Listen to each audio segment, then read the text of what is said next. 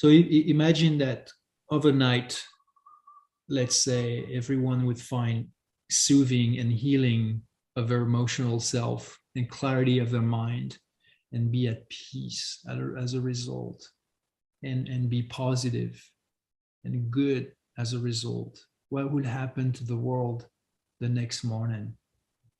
And just think, well, I could wait my whole life. It's never going to happen. Okay. Could you make it happen in your own inner world? And what does it take? What does it take?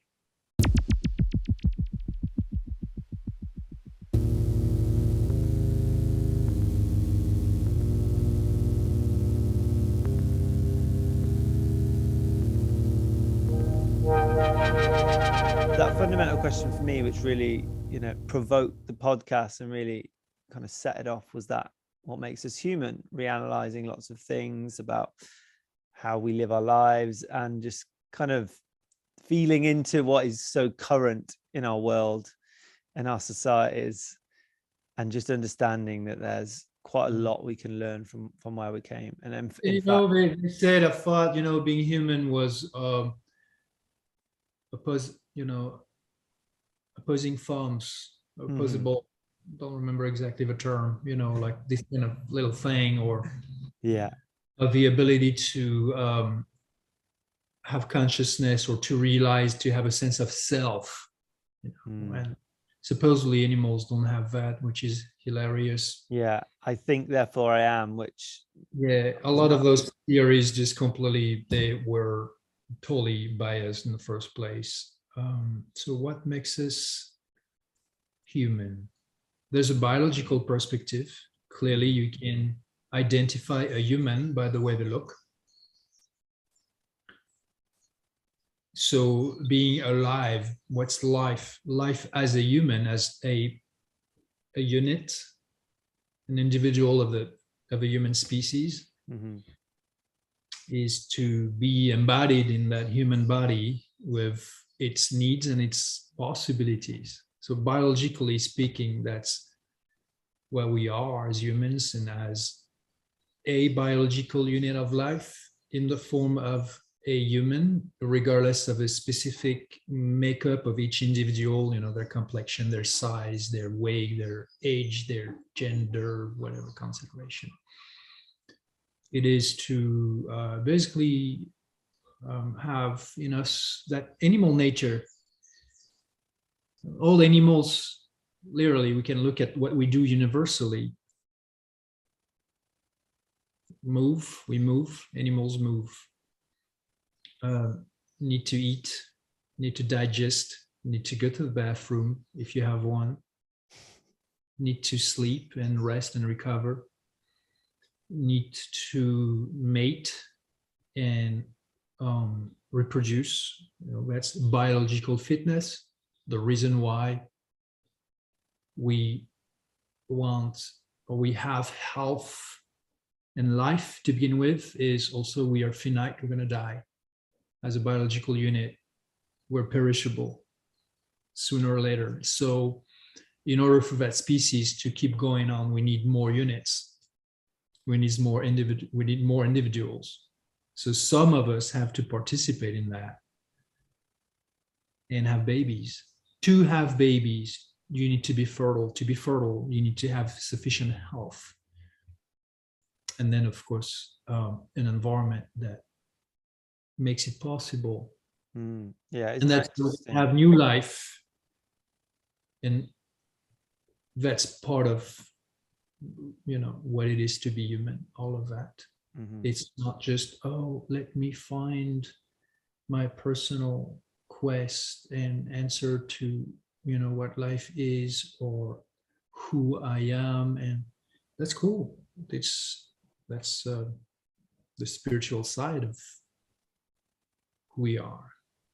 So who we are as humans, there's that whole biological side. It's both heavy and light. It's all these, we have a body. You're happy to have a body when you have pleasure for your body, satisfaction for your body, not necessarily pleasure. Pleasure is good too, by the way. But like the pleasure to eat, the pleasure to be, soaking in a bath, the pleasure to walk and move, but to others it's a burden, right? To some people it's a burden to have a body because their body does not feel good. Their body is not in a great state of health. Typically, when you're very healthy, you feel good in your body, and there's a lot of things you can do and a lot of things you can enjoy. You can also handle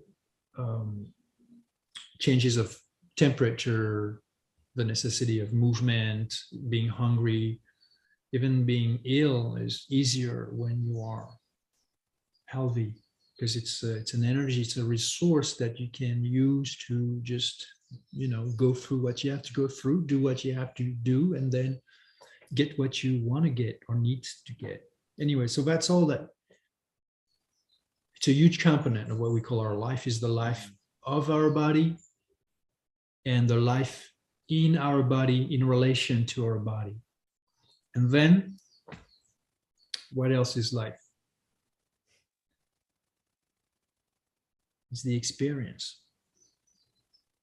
It's the unique experience in the mind, in the heart, in the spirit, in the soul that we all have.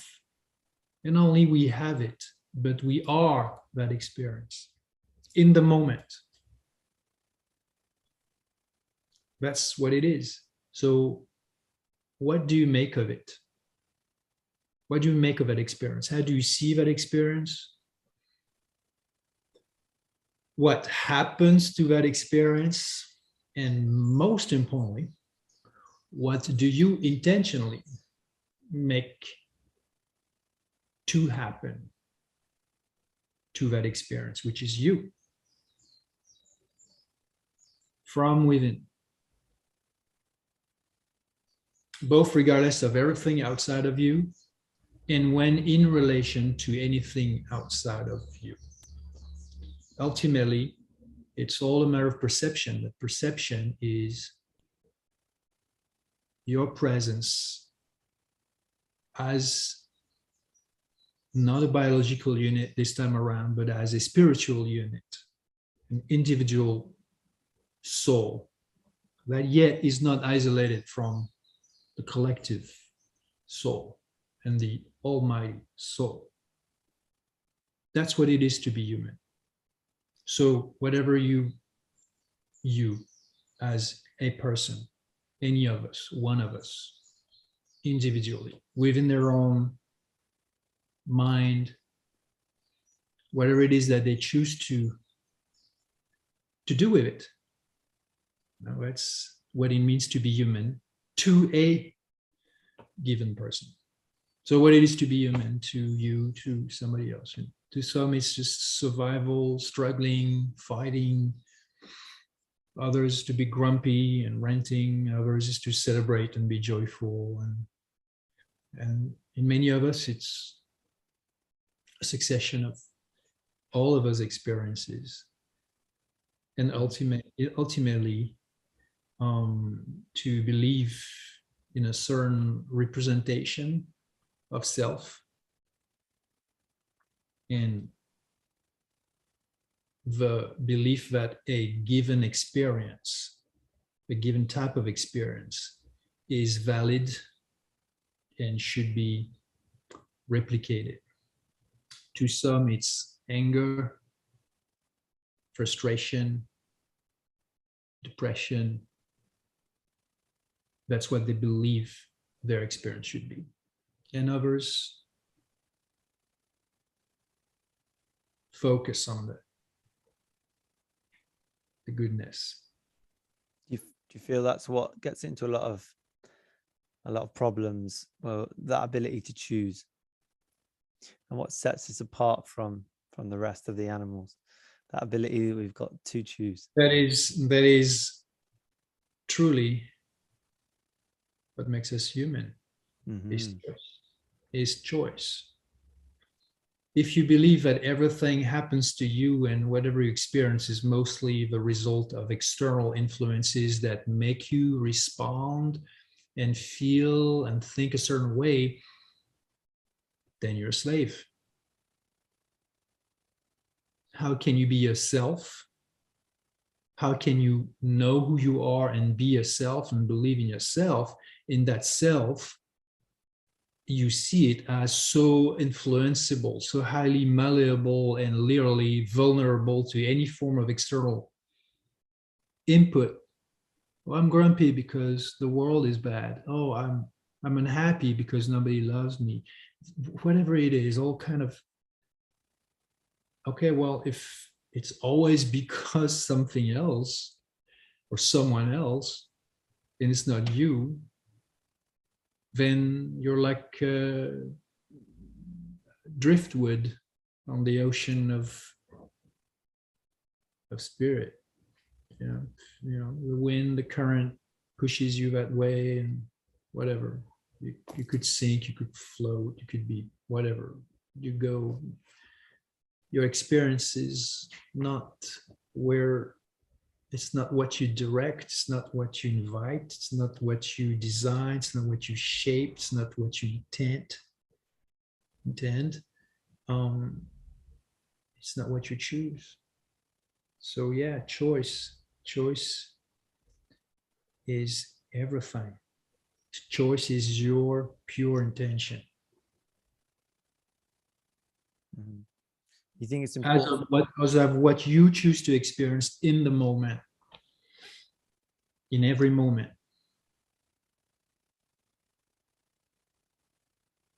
Mm-hmm. Do you feel like there's a scale of our ability to choose in terms of the conscious awareness of, oh, I have a choice here, like I can make this choice? You feel there's a scale of like someone's even ability to recognize that they have a choice over just that kind of the unconscious here, just leading the way and constantly like bumper cars reacting to life as it comes their way?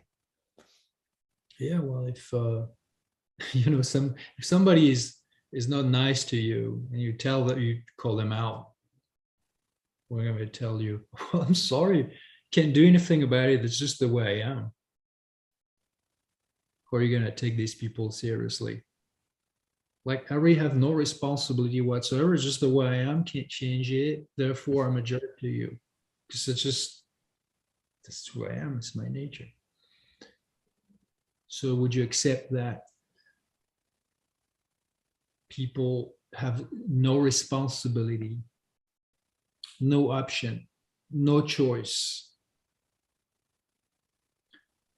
And so you could think of the same for yourself. That would be quite disempowering. So what's empowerment if not the ability, again, to choose?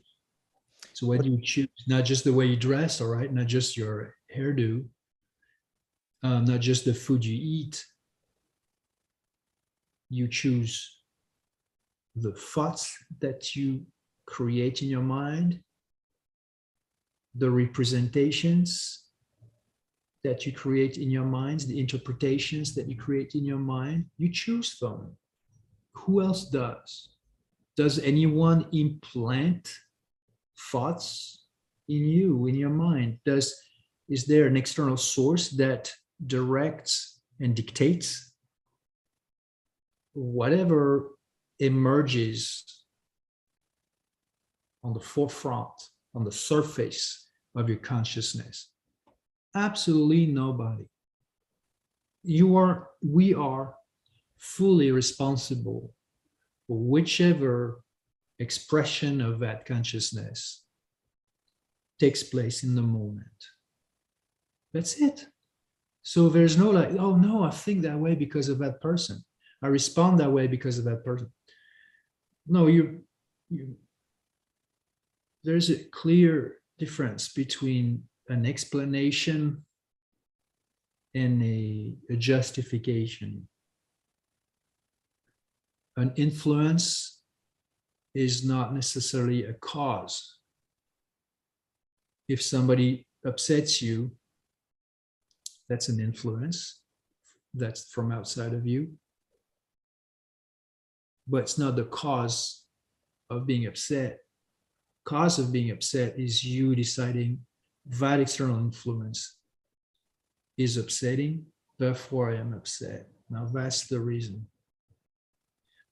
So everything is like that, really, truly. What do you feel of the saying, people are doing the best they can with what they've got, with the information they have, with people are just doing the best they can with what they've got? That is true. It is true, but not necessarily true. Let me explain. If you truly, genuinely, in your life, if you're committed to being the best expression of yourself, again, thanks to choices you make in the moment, in each different situations, when there's an interaction with people, with the world, but also in your own mind, when nobody's watching. What are the activities that you entertain? What are the thoughts and the intentions or wishes and emotions that you entertain when nobody's watching? Nobody knows what's happening in your mind. You know, we know, each of us know. If right there you are truly doing the best you can, which is to be as positive as you can, as right in the sense of being fair, good, then yes, you are doing the best you can. And even though you will sometimes entertain, ideas that may not be the best, or thoughts that may not be the most uplifting or positive or well-intentioned, but you are truly in a process of committing, always examining yourself, self-examination and self-correction. Like, oh, I did have those thoughts. They are not the type of thoughts that I told myself I would commit to. They're not helping. They're not making my experience good in the moment. They're not an expression of who I choose to be. So if you are doing this, then you are truly doing the best you can with what you've got. And you know that you can't possibly be perfect. You can't possibly be a saint, like a bodhisattva, an enlightened person. Well, like the supreme expression of being human. You know that you're not there, but you know that you are tending to the best version. Then it's true. But if you're just saying that as an excuse, and you know that you're not actually truly being the best you can, then you are lying to yourself and lying to others. It's that simple. Mm-hmm. With all your years of, well, how long's MovNat been going now? About nearly 20 years, or maybe just under 20 years. Of what? Of MovNat. Oh, less and more than that. Less in the sense that the term MovNat and the decision to do this, to create this movement and method and activity, company and brand and everything, just to create this from nothing, basically, to create first an idea, you create a representation, you create what I call a vision, and then you go out and you go big. You like, I am bringing this to the world. This has value. I believe in that value. People start to acknowledge, to see that value, to benefit from that value. They start to share, and then you've got a community.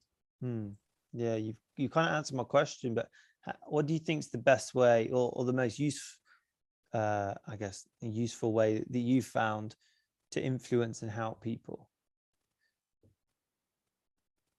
Well, the number one criteria is to embody what you preach. Mm-hmm. So if you believe you have insight, solutions, whatever it is that can help people, that's obviously something that you are using for yourself or applying in your life and that you represent, so we all influence each other, and that's the thing, is that we're all made of others. Who we are is a succession of so many influences from people directly or from other people indirectly. So you read a book, you read somebody's thoughts, you watch a movie, you listen, you pay attention to somebody's story, that the story is based on complete fiction or based on true events, right? Something happens in front of you, something happens to you. You meet people, you talk with people. Some people don't want to teach you anything, and yet they teach you something. Some people want to teach you something, and they teach you nothing, or they teach you the opposite, right? Anyways, you just be in the crowd or in the city, you look at people, and the collective energy is palpable. That's an influence. Everything is an influence. So out of all that influence and that succession of influences that we receive, sometimes while we pay attention, most of the time while we don't pay attention, it's a form of hypnosis. It participates in who we become, and who we become being the combination of what we believe is true, what we believe is right or fair or not fair, what we believe has value or no value, what we believe is good or not good, what we believe is desirable or not desirable, etc., etc. That's the influence of the world. And then you look at yourself and you're like, how can I influence others positively? It's a pretty arrogant thought if you think about it. Why would anyone believe that they're entitled to influence anyone, right? You write a book. Don't you want to share your thoughts? Don't you want people to, some will feel controversy, just reject your ideas, but some will be like, this is great. This is exactly how I think. Oh, this helps me so much. And that is satisfying. Don't you want to influence people? Don't you want to deliver, to share with the world something that you believe is good for their life, for the world? So to begin with, you need to identify a set of ideas, a set of exercises, a set of insights, a set of something. And typically that's something that you found valuable, or that you created that way, or that you experienced that way, and that it's part of who you are. And then you're like, I believe in that. It may not fit anyone, it may not be everybody's cup of tea, but I believe that it's unique, it's valuable, and I want to make it my vision, my job, my duty, my mission, my expression, my contribution in this world, in this moment, in this plane. That's what it is. That's what I do, what I do. That's what you do, what you do. And some people don't believe that they have anything like this to offer to the world. And that's okay, because some people don't think that they have value, even though they do. Some people think highly of their value, even though sometimes they don't have that much value. In any case, everyone is a potential influence with a potential benefit to others, either as a proper example or as a counterexample. So the person who is, it's not their job to teach anything, to help anyone, to educate anyone, to whatever. Their job is, I don't know, whatever it is. And yet, you can be the most helpful person. You can be a person with tremendous influence in your entourage, in your community, and do beautiful things. And nobody but these people around you know the value and the beauty of who you are. But you have wisdom, you have goodness, you have a good heart condition. It's as simple as opening a door to an elderly person, as not missing any opportunity to help a person when you easily can, without getting out of your way. Sometimes getting out of your way a bit, and sometimes a lot, but not just tending to your soul exclusive satisfaction or problems. I have no idea why this interview is so philosophical, but that's the way it's today. Let it roll. Have you ever grappled with your ego, or do you have any practices to kind of keep it in check? You know, I've heard you, yeah. Absolutely. Without a practice, you know, mental health, emotional health, psychological health, whatever you call that, spiritual health, just like the body, right? Everybody knows that unless you have a practice, your physical health is very likely to decline, to deteriorate.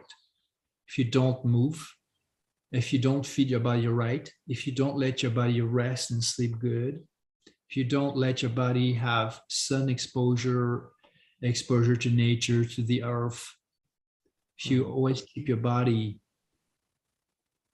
confined with little fresh air, little real light, no ground, no plants, no nature, fed artificial food, chronically deprived from solid rest, from sleep, and working too much and moving almost no movement. And on top of that, feeding your mind with entertainments that are either just dumb or gross. What do you think is going to happen to your body, to your mind, to your emotional self, to your spirit, to your soul, to the experience that you are and that you call me? So what's the ego? It's the unexamined, it's that experience of self, that consciousness of self that is both constantly distracted by external stuff, but constantly going after its personal satisfaction, and that it never sees itself being like that. That's the ego. That consciousness does not see itself. So choices are superficial because choices are not deeply examined in the deep value or lack thereof that they have, and also on the consequences that those intentions and choices have upon the quality of one's personal experience, as well as the quality of others' experience. So you're going to bully them, or you're going to use them, or you're going to defile them. You're going to take from them. You're going to take from them not just sometimes in ways that are not seen as such, but you're going to,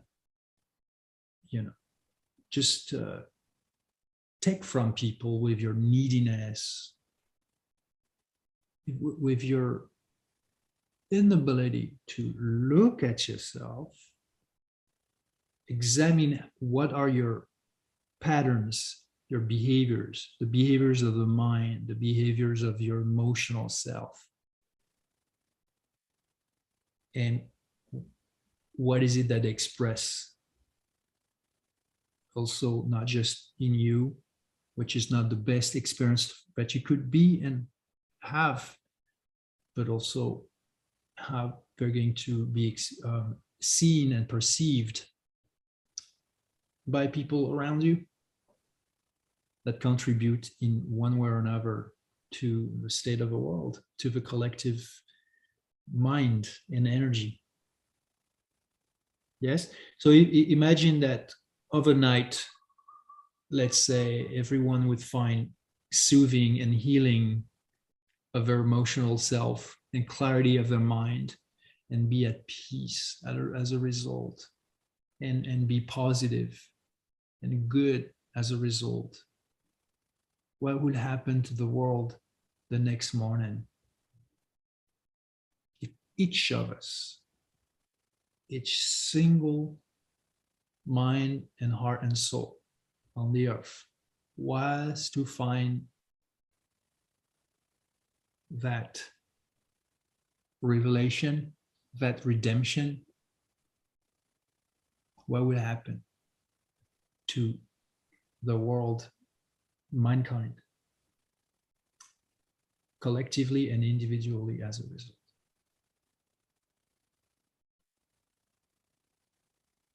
Well, it's impossible. Let's imagine, let's pause, let's imagine for a moment that it is possible, that it would happen, that it would actually happen tonight.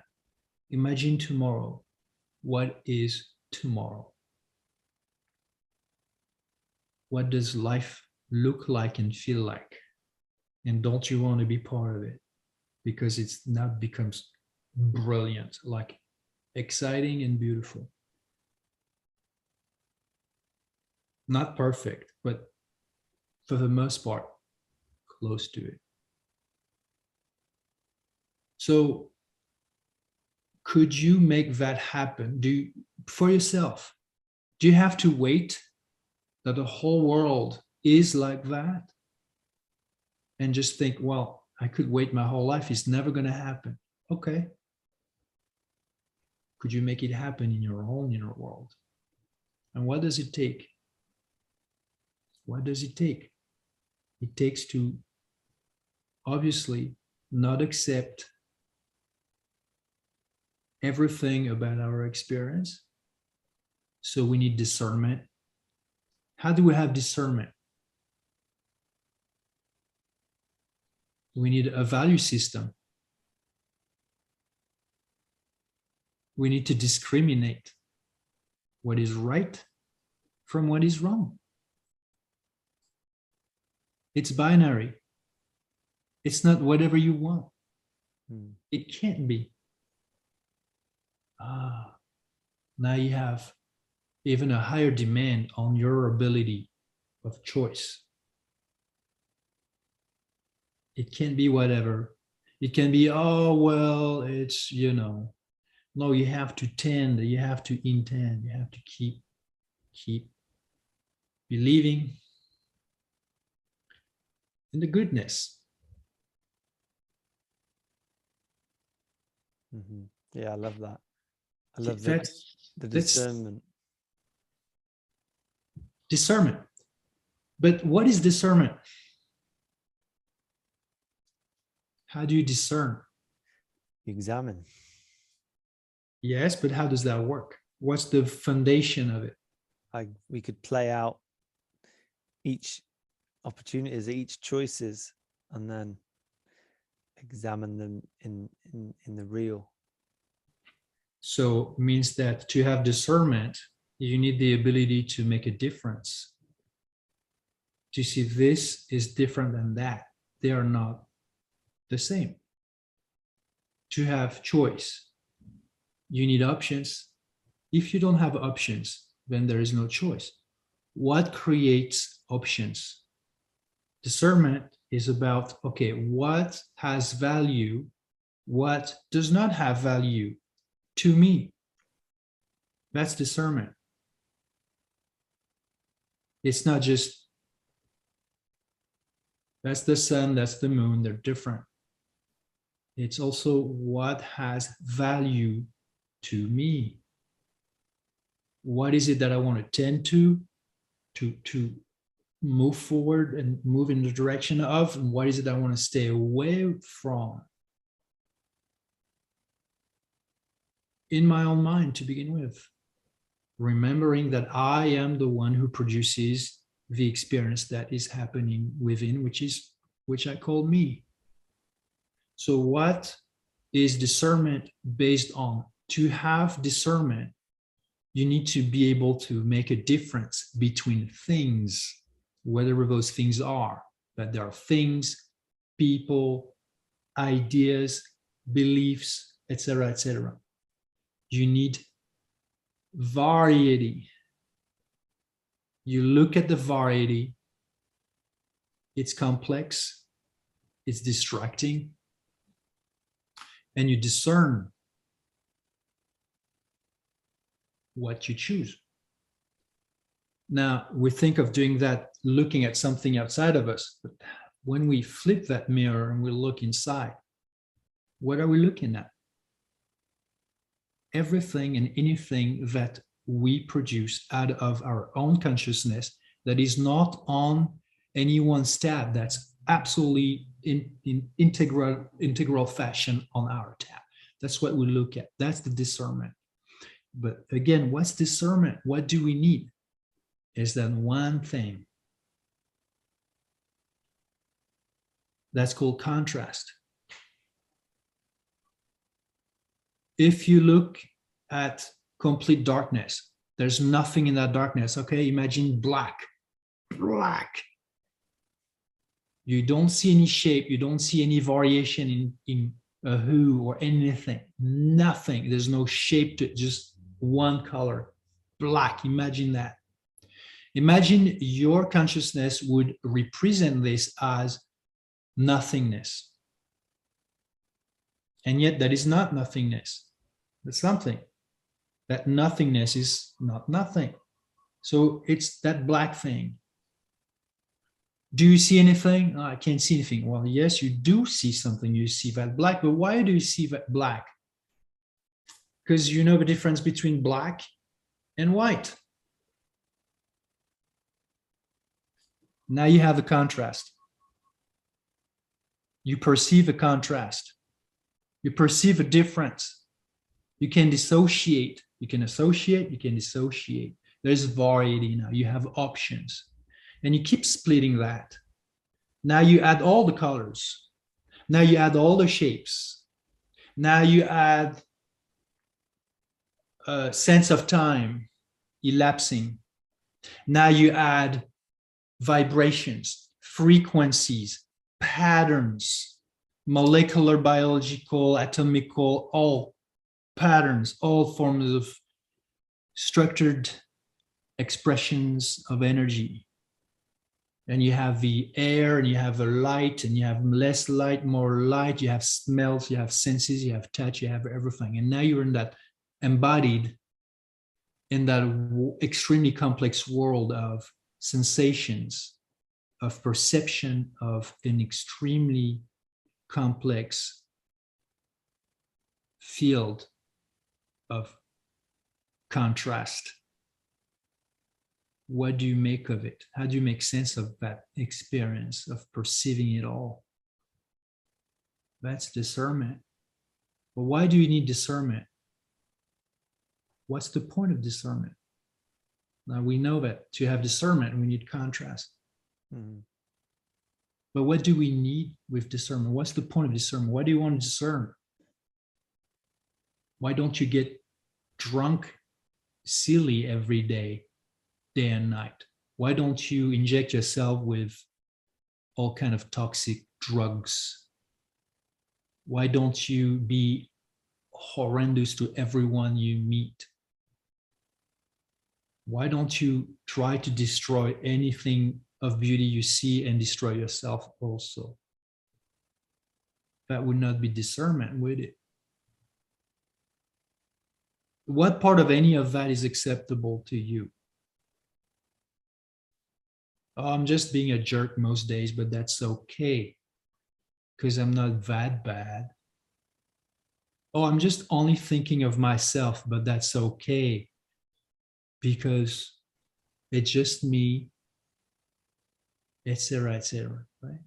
So discernment is not just, hey, do I want that kind of beer or that kind of beer? Do I want that kind of candy or that kind of candy? Do I want that kind of show or that kind of show? Do I want that kind of shoes or that kind of shoes? Yeah, that's a form of discernment. The discernment is what kind of me do I want?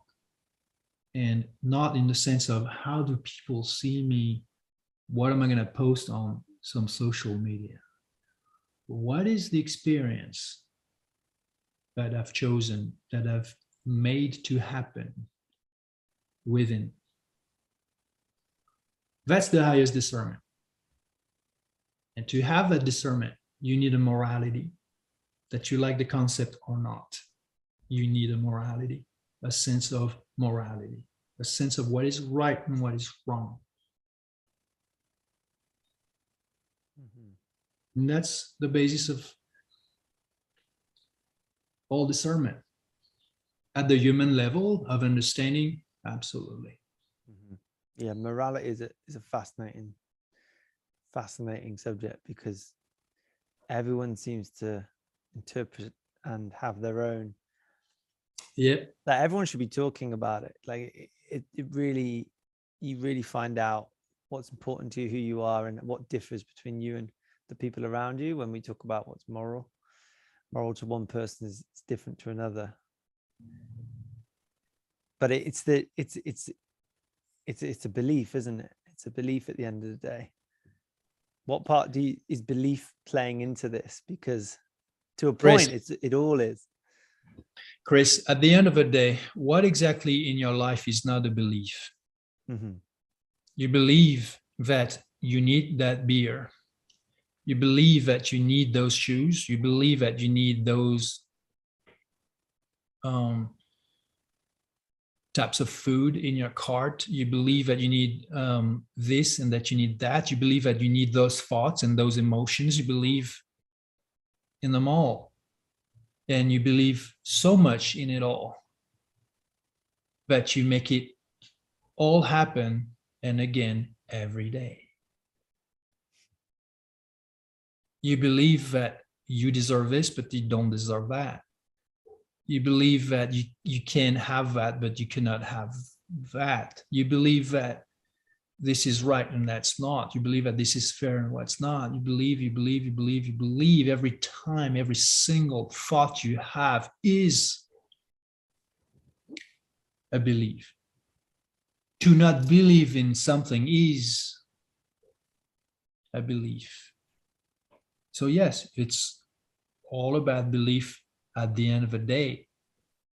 Pick your belief, Master your belief, identify your belief, because it's some of the most important process of your mind you could engage in is to determine what has value to you, because what has value to you, you will entertain, you will apply, you will pursue, you will accept, and it will become who you are as an experience. It will become your unique contrast, your unique combination of you look like that, you dress like that, you work like that, you have fun like that, you dream like that, you live like that, you think like that, you feel like that. Those are universal traits of the human experience, but beyond that universality, the way it happens in the moment is truly unique to each of us. It's unreplicable. It will never be replicated ever the same again, except if you believe that whatever happens in the moment of who you are also happens eternally. It always was. That's on the verge of the unfathomable, but that's also part of what the human mind is, to fathom what is hard, challenging, or impossible to fathom. Mm-hmm.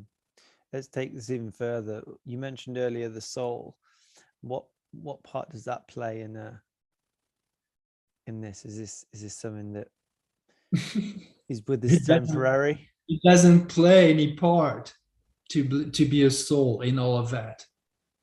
It is the whole. To be a soul is everything. It's the gift. It's to be a soul is to be gifted with the gift of experience instead of nothingness. Mm-hmm. That's the gift. And you have to accept that not all in that gift is going to be pleasant or enjoyable, because that's understanding is based on exposure to contrast, and then to play with contrast, to create your own unique combination of contrast, to be truly self, to choose what you want your experience to be in the moment. So the soul is the source of that. And then you may be led to wonder and ask yourself, if the source of all my experience, which I call me, which I call my life, is to be a soul, that's the origin. Does that soul itself has an origin? When acknowledging, when realizing that you are a soul, let's say you pause everything that you are doing or busy thinking about in this moment, and you look at yourself as beyond this body, beyond the clothes, beyond the time and place, beyond all the material aspect that you can see and perceive. You remove all of that. You remove your body. What is left of you? Your consciousness.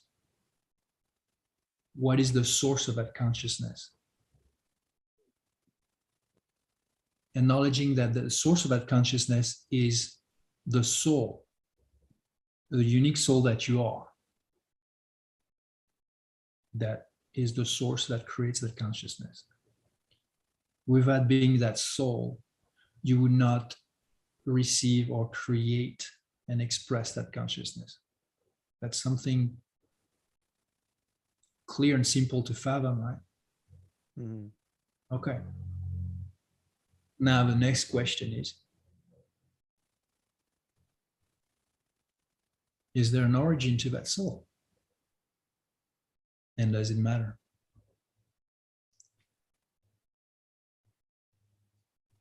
And that's all I'm saying. Mm-hmm. I'm just leaving it like that. Absolutely. Because you can, your belief creates your perception. Mm-hmm. Belief creates itself. Belief creates itself. Yeah. That's all what the soul is belief. Mm-hmm. Every thought, every intention is a belief. All experience is a belief. What are the practices you do to connect to this oneness, this source? To remind myself as often as possible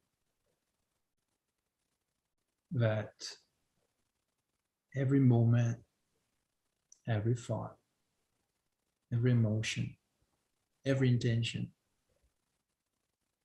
is my choice. And to experience as much as possible according to that choice. And that is the umbrella intention. Right? So you have an intention for, hey, am I going to cook eggs or meat this morning? And if I'm going to cook eggs, 2 eggs, 4 eggs, right? So those are intentions, right? Very specific intentions. I'm going to look at what's going on in the world. I could decide that I'm unhappy, I'm frustrated, I am, that it makes me feel insecure or anything, you know, for the future, for my children. Or you remember the umbrella, the master belief of goodness. And you pray. And you send a good vibe, a good intention, a good belief to the world. For the world to be good, for people to be in a good place, for issues to be fixed, for solutions to be found, for hope to be found, for goodness to be remembered and to be experienced by all. Mm-hmm. So you emit, you express, and you share beyond distance and time. That intention, that belief. And as you do, you receive it. You're the first to receive it because it's something that happens within. So that's what you receive because that's what you produce. That's what you create. You express it, you receive it. Mm-hmm. And by extension, beyond the limits of your cranium, it expands. It's received by the world. And that's the contribution. That's the choice. Mm-hmm. Does this play into your food choices? And I don't know if you subscribe to any kind of certain terms of you know, eating animals, or I subscribe to more to principles, which is food has to be as clean as possible, as fresh, as clean, as unprocessed as possible, and as unprocessed as possible until you process, which is you cook it rather than industrial, rather than, you know, polluted, you know, just all kind of ingredients from all kinds of the world with, you know, typically bad quality, and they're made into a meal, and you buy that and you put it in some microwave and you eat that. Like, no. It just, so that's more like that kind of principle. So then, yeah, meat, some days with more meat, days with less meat, just also follow what you feel, follow your instinct. If you're healthy, and if you pay attention, you know how to feed yourself. You know what's going to make you feel good, what you need in the moment. So sometimes you need more carbs, sometimes you need more different nutrients. You need more proteins and stuff. It's, you know, sometimes you need more plants in the sense of drinking plants, you know, like medicinal plants. Mm-hmm. I think the most value in food is found in animals, to eat animals. Mm-hmm. But plants have a lower nutritional value, but they have a higher medicinal value. But this being said, if you're deficient in essential nutrients that comes from animals, then your medicine is, what's going to heal you is to eat that again. Mm-hmm. Mm-hmm. God, we've been chatting for an hour now, so this is I feel like when the context of a conversation, when you do communicate these sorts of things, time just is non-existent and it just flies. That's what my students do or say. I've been teaching this breath hold work meditation live program with so far 140 students took that class. I'm doing another one, probably the last one in April, where I teach people to meditate, but on breath hold. And it requires to delve deep within your own psyche, your mind. And so I teach that way.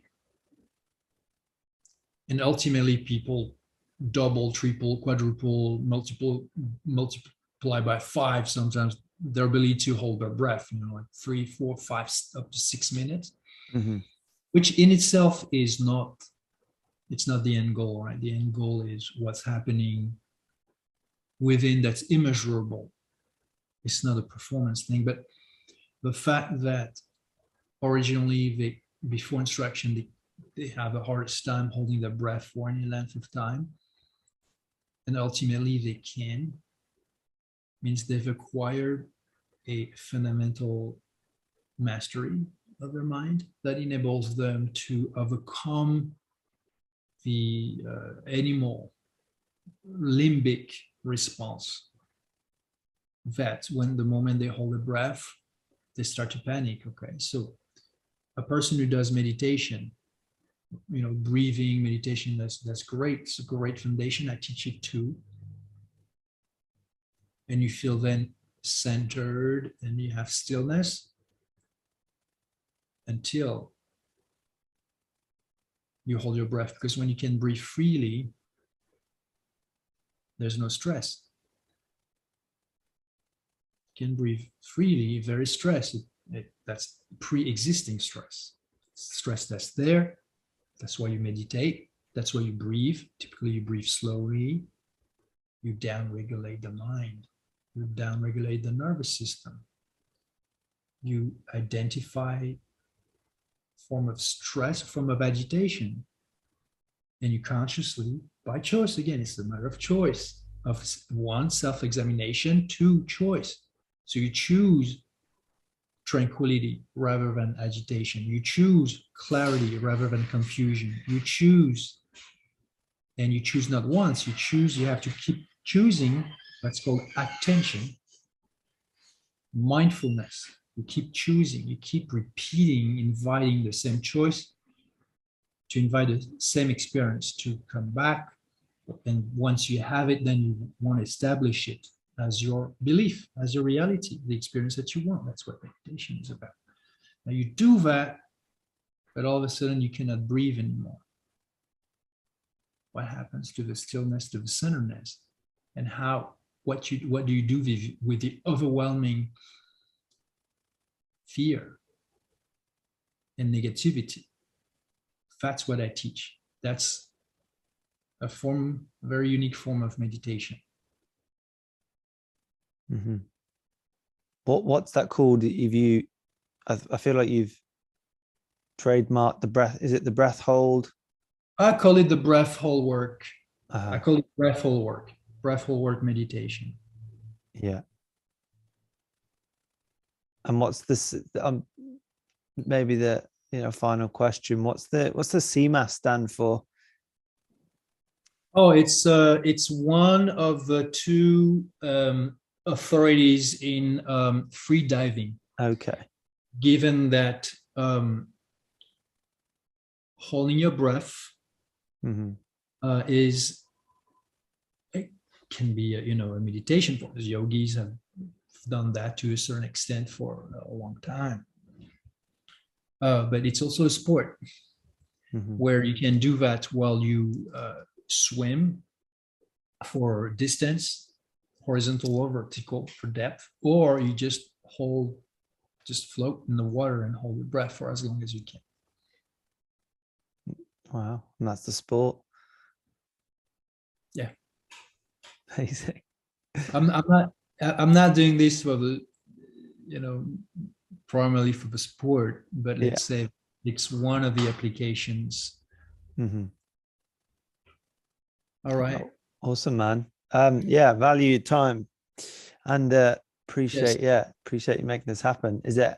I mean, I'll drop all the links of where to find you, and what are you most excited about right now? Is it the breath hold? That's what you.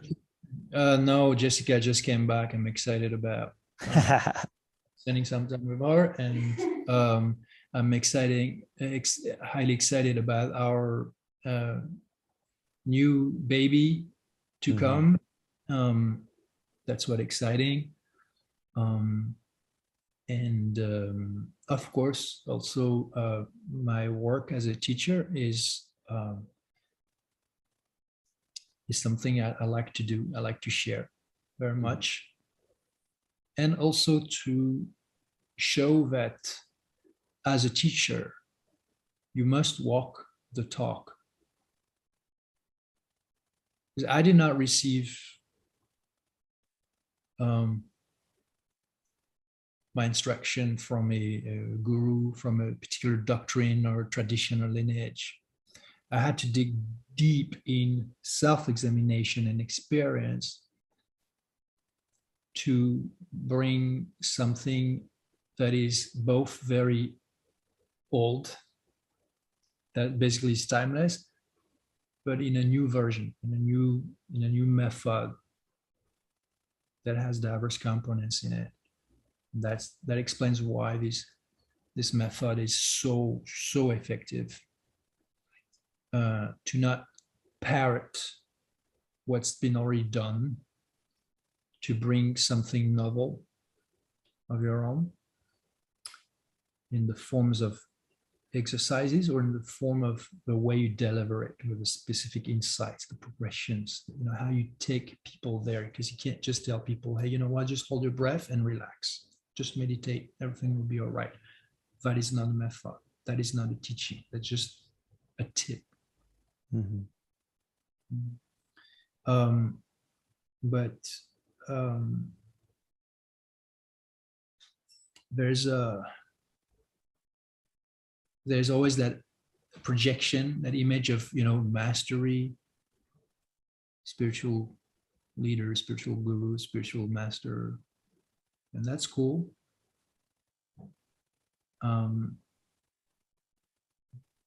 Or I meditate and I am so zen and so this and so that. That's cool. But everybody knows that you can pretend to meditate while you just think normal.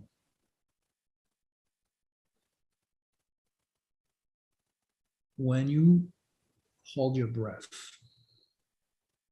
there's no pretend possible.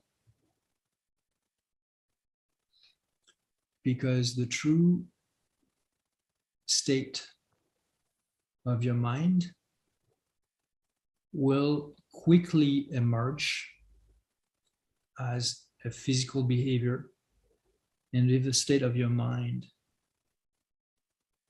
is not centered, not still, not tranquil, not positive, and does not have the actual ability, the actual skill of staying centered, staying still, staying tranquil, staying positive, then you will breathe, and quickly, you will agitate and breathe quickly, because your whole mind will reject that neurophysiological stress that happens quickly in you, and that is going to make your emotional self just panic, your mental self try to whatever hold to anything it can before it just says, can't hold my breath. There's no pretend possible. I like that very much about it. In a world of where there's a lot of faux everything,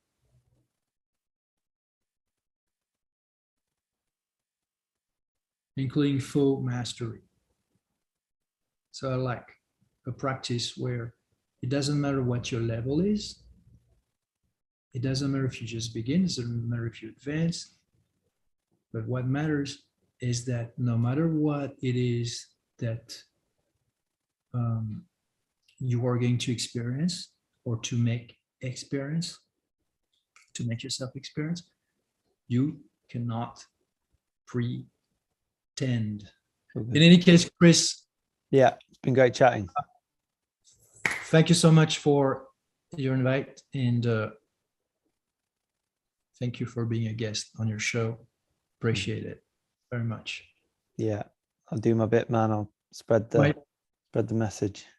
Thank you. My time is limited. So I enjoyed this conversation, and wish you to be well. Yeah. And you, sir, thanks for the opportunity. And yeah, thanks for practicing what you preach. It's the main thing. Thanks, everyone. Appreciate it. Thank you. Thanks to everyone, and have a great rest of the day.